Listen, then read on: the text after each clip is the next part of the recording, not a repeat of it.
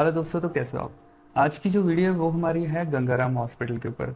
तो गंगाराम जो हॉस्पिटल है, जो सबसे बड़ी ब्रांच है सर गंगाराम, वो तो आप सबको पता है, लेकिन इन्हीं की एक छोटी ब्रांच है गंगाराम सिटी हॉस्पिटल।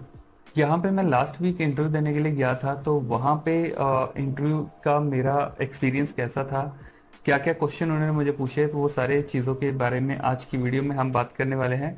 तो अगर आपको भी इस हॉस्पिटल में जाना है तो आप जरूर जाओ। तो जाने से पहले एक बार थोड़ा सा उनके बारे में जान लो कि वो किस किस को एलिजिबिलिटी क्राइटेरिया उनका क्या है। ठीक है।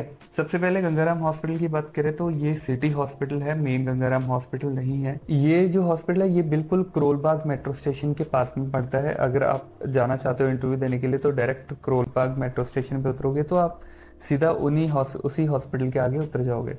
तो यहाँ पे जो इंटरव्यूज के डेज होते हैं वो मंडे टू फ्राइडे आप जा सकते हो कभी भी, लेकिन कोशिश करो 10 से 11 के बीच बीच में चले जाओ, क्योंकि जितना आप लेट जाओगे, एक दिन में 1 से 2 बच्चे ही वो रखते हैं, तो उतने ही आपके फिर कम चांस हो जाएंगे इंटरव्यू क्लियर करने के।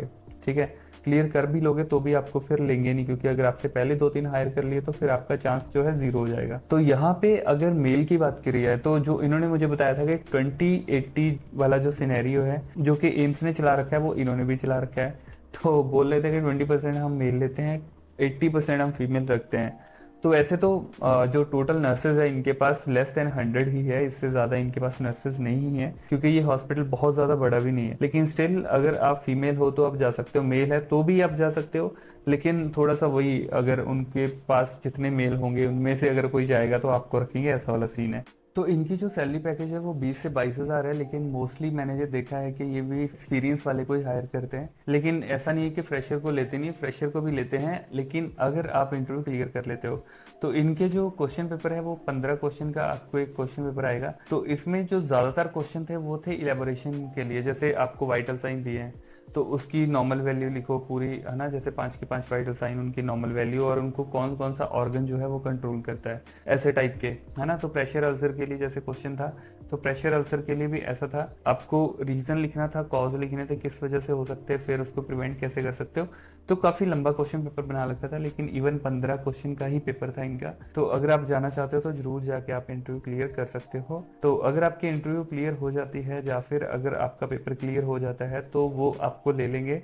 तो इनका क्वेश्चन पेपर भी मेरे पास है, इंटरव्यू के जितने भी क्वेश्चन है वो भी सारे हैं मेरे पास। तो उनमें से कुछ मैं क्वेश्चन आपको बताता हूँ जितने मैं बता पाऊँ। बाकी अगर आपको इनका फुल एक्सेस चाहिए, आपको पूरा क्वेश्चन पेपर चाहिए, आपको इंटरव्यूज के क्वेश्चन चाहिए, तो उसके लिए आप मेरा कोर्स ज्वाइन कर सकते हो। कोर्स ज्वाइन करने के लिए नीचे मेरा नंबर फ्लैश हो रहा होगा व्हाट्सएप का, वहाँ पे आप मुझे डायरेक्ट मैसेज कर सकते हो कि आपको कोर्स ज्वाइन करना है। तो बाकी सारी डिटेल मैं आपको वहीं पे व्हाट्सएप पे भेज दूंगा।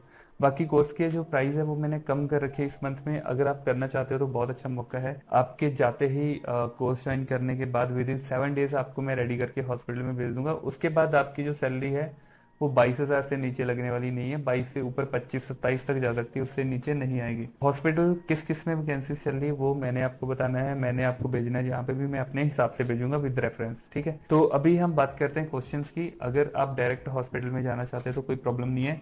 कुछ क्वेश्चन मैं आपको बताता हूँ जो कि वहाँ पे आपसे पूछे जाएंगे। जो सबसे पहला क्वेश्चन था वो था मैनिटोल इंजेक्शन के बारे में, कि जो इंजेक्शन मैनिटोल है वो अगर आप किसी पेशेंट को दे रहे हो तो अगर एक नर्स ने बिल्कुल स्पीड में मैनिटोल दे दिया तो उसके क्या कॉम्प्लिकेशंस हो सकती है। तो ये क्वेश्चन आया था, इसके लिए मैं आपको थोड़ा सा बता देता हूँ। तो मैनिटोल इंजेक्शन का आपको पता है बहुत ही पावरफुल ऑस्मोटिक इफेक्ट होता है, जिसकी वजह से काफी सारी कॉम्प्लिकेशंस आ सकती है, जैसे कि फ्लूइड ओवरलोड हो सकता है, पल्मोनरी एडिमा हो सकता है। इसमें क्या होता है ना कि जैसे ही आप मैनिटोल देते हो ऑस्मोटिक इफेक्ट की वजह से टिश्यूज में जितना भी फ्लूइड होता है वो सारा ब्लड स्ट्रीम में शिफ्ट हो जाता है, जिसकी वजह से बहुत ज्यादा हार्ट पे इफेक्ट पड़ता है ना। पेशेंट को सांस लेने में दिक्कत हो सकती है, शॉर्टनेस ऑफ ब्रेथ हो सकती है, पल्मोनरी एडिमा हो सकता है। तो ये सारी कॉम्प्लिकेशंस है। इसके साथ साथ इलेक्ट्रोलाइट इम्बैलेंस भी हो सकता है, क्योंकि अगर जितना फ्लूइड ब्लड स्ट्रीम में आएगा तो किडनी के द्वारा जो बाहर निकाल दिया जाएगा, जिसकी वजह से इलेक्ट्रोलाइट इम्बैलेंस हो सकते हैं और हाइपोटेंशन हो सकती है इन लेटर स्टेज, क्योंकि ज्यादा फ्लूइड अगर बॉडी से निकल जाएगा अगर हम फ्लूइड को रिप्लेस नहीं करेंगे। तो इसीलिए मैनिटोल देने से पहले हमें बहुत सारी चीजों का ध्यान रखना होता है।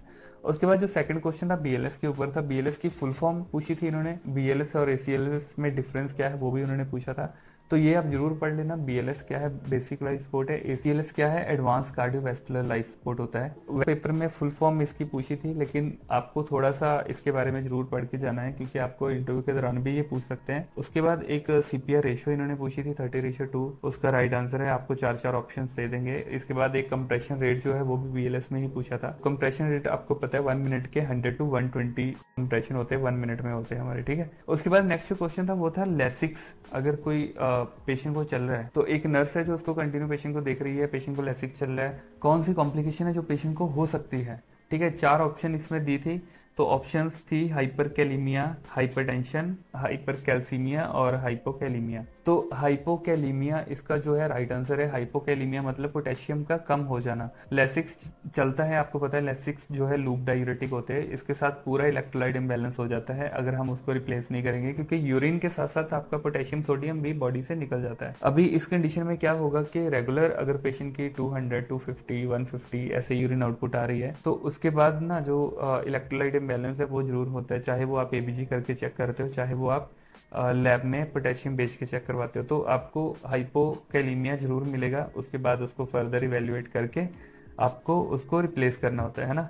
उसके बाद फ्लूइड कैलकुलेशन के ऊपर एक क्वेश्चन आया था कि 1000 फ्लूइड जो डॉक्टर ने आपको एडवाइस करा है 12 घंटे में फ्लूइड देना है और 15 जो है आपका GTT है। इसमें देखो ऐसा होता है कि फ्लूइड कैलकुलेशन में हमेशा आपको बताता हूँ कि हर क्वेश्चन पेपर में 1 से 2 आते ही आते हैं, और इवन एम्स का एग्जाम भी देने जाओगे या फिर जैसे मैंने न्यूजीलैंड के लिए एग्जाम दिया था, तो मुझे फ्लूइड कैलकुलेशन के ऊपर 25 क्वेश्चन आए थे। और एम्स के लिए अगर आप जाओगे तो 2 से 3 आपको फ्लूइड कैलकुलेशन के ऊपर मिलेंगे, और ऐसे प्राइवेट हॉस्पिटल में जाओगे तो 1 से 2 आपको जरूर मिलेगा। तो अभी यहाँ पे जो फ्लूइड कैलकुलेशन का था, 12 घंटे में मुझे फ्लूइड देना था 1000 ml, और मुझे उन्होंने जो ड्रॉप फैक्टर दिया था वो 15 का दिया था। तो इसका जो फॉर्मूला है बिल्कुल सिंपल है। सबसे पहले आपको क्या करना है, 1000 जो है उसको, जो आपकी टोटल वॉल्यूम आपको दी हुई है, उसको आप या तो ऐसे कर सकते हो कि पहले ड्रॉप फैक्टर के साथ मल्टीप्लाई कर दो, या फिर ऐसे कर सकते हो कि पहले आप उसको टाइम के साथ डिवाइड कर दो। तो अभी अगर 1000 को हम टाइम में कन्वर्ट करते हैं तो 720 आवर्स आपके बनते हैं ना।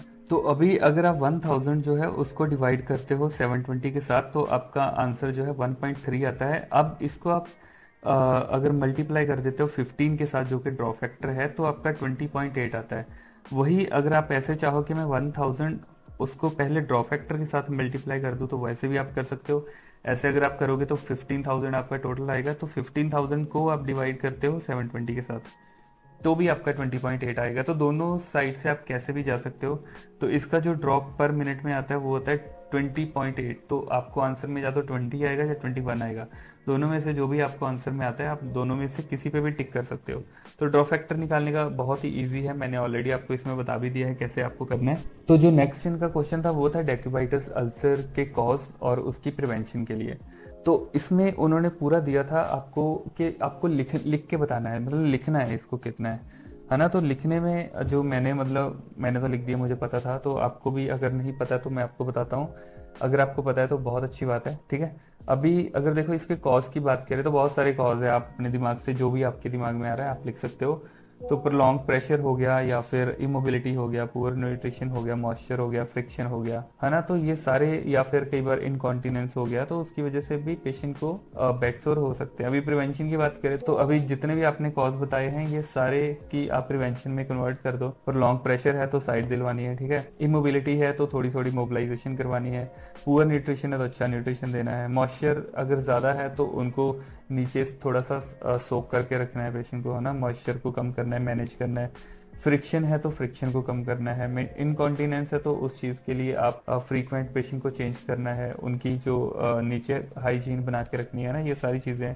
बाकी अल्फाबेट दे सकते हो, रेगुलर पोजीशनिंग कर सकते हो, पिलो वगैरह लगा के सपोर्ट दे सकते हो, है ना। तो ये सारी चीज़ें हैं जो आप कर सकते हो। तो वाइटल्स, नेक्स्ट क्वेश्चन जो था वाइटल्स के बारे में इन्होंने पूछा था कि वाइटल्स जो है उसकी नॉर्मल वैल्यूज क्या है। तो नॉर्मल वैल्यू आप सबको पता है, मैं अब वो तो नहीं बताऊंगा, बिल्कुल सिंपल क्वेश्चन है, तो ये आप जरूर लिख देना, ठीक है। उसके बाद राइट्स ऑफ मेडिकेशन जो है नेक्स्ट क्वेश्चन था। राइट्स ऑफ मेडिकेशन 10, इन्होंने 9 पूछा था, वैसे 10 मेडिकेशन राइट्स होते हैं, तो आपको वो 10 के 10 लिख के बताने थे, ठीक है। तो बहुत इजी है, अगर आपको नहीं पता है तो आप एक बार पढ़ लेना। मैं वैसे जल्दी से बता देता हूँ क्योंकि वीडियो बहुत लंबी हो गई है। तो राइट्स ऑफ मेडिकेशन में क्या है, राइट पेशेंट, राइट, पहले तो 2 चीजें देख लो, राइट पेशेंट और राइट ड्रग। पेशेंट सही है और ड्रग सही है जो हमने देनी है, उसके बाद इसकी फर्दर डोज, रूट और टाइम देख लो, है ना। जो ड्रग है, जैसे पेशेंट तो ठीक है हमारा राइट हो गया, अब ये ड्रग जो आपकी राइट है, इसका टाइम, इसकी डोज और इसका रूट ये सही है, तो ये 5 राइट तो आपके ऐसे ही हो गए। उसके बाद आप जब दे देते हो rights of documentation, right compatibility, right of refuge, right of education, तो मेन आपने मतलब 10 जो भी है, उन्होंने 9 पूछा था, तो 9 आपको राइट्स जो है मेडिकेशन के वो बताने हैं, ठीक है। और भी काफी सारे क्वेश्चन थे इन्होंने जो आए थे, और बाकी क्वेश्चन पेपर आपको चाहिए वो तो मैं दे दूंगा, कोई दिक्कत नहीं। अगर आप मेरा कोर्स ज्वाइन करते हो तो आप मुझे व्हाट्सएप पे मैसेज कर देना कोर्स ज्वाइन करने के लिए। तो बाकी जो मेरी नेक्स्ट वीडियो वो यदार्थ हॉस्पिटल के ऊपर होगी। तो अभी रिसेंट में ही मैं पिछले 3 दिन पहले ही यदार्थ हॉस्पिटल में इंटरव्यू देने के लिए गया था। तो उसके अंदर मुझे क्या क्या क्वेश्चन पूछे, वहाँ का एक्सपीरियंस मेरा कैसा था, वहाँ पे वैकेंसीज है या नहीं, आपको जाना चाहिए या नहीं जाना चाहिए, जाना चाहिए तो किनको जाना चाहिए, एक्सपीरियंस या फ्रेशर, वो सारे हम उस वीडियो में बात करेंगे। तो आज की वीडियो के लिए बस यही था। कोई भी डाउट्स है, कुछ भी पूछना है, पूछ सकते हो। बाकी कोर्स ज्वाइन करना है तो नीचे मेरा व्हाट्सएप का नंबर फ्लैश हो रहा होगा, तो यहाँ पे आप मुझे डायरेक्ट मैसेज कर सकते हो व्हाट्सएप पे। बाकी की डिटेल कोर्स की मैं आपको यहीं पे भेज दूंगा, नहीं तो डिटेल जो है मैंने ऑलरेडी डिस्क्रिप्शन में डाल रखी है, ठीक है। तो हम मिलते हैं नेक्स्ट वीडियो में, तब तक के लिए बाय बाय।